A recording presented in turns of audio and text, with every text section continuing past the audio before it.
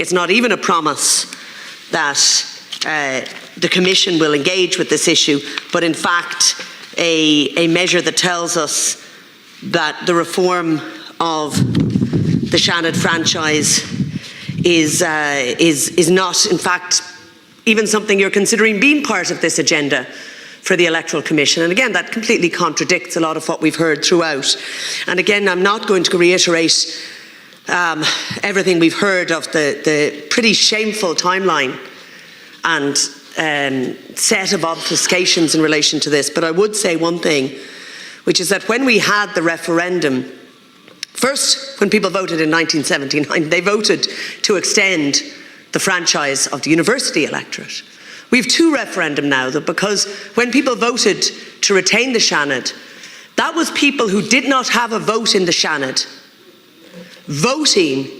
to maintain the Seanad because they recognised the incredibly crucial role that it played and that it plays in relation to legislation in the state. And that was an expression by the public, by all of the public, by every voter in this country. That referendum was a choice to say they wanted the Seanad and they wanted to have a say in it. And the campaign was, open it, don't close it.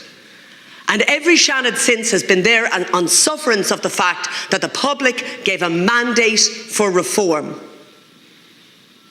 And to kind of move past and glibly dismiss and say it's on the long finger, we've loads of issues, when there's all kinds of other things that have been added in to the Electoral Commission's work, including, you know, the running of lotteries and all of this kind of work that's added in. And yet to say that one half of the legislative process in the Oireachtas, making sure that every person in Ireland would have a vote and a say in terms of who represents them in those crucial discussions, that that's not a priority and that it shouldn't even be on the agenda for the new Electoral Commission, is unacceptable.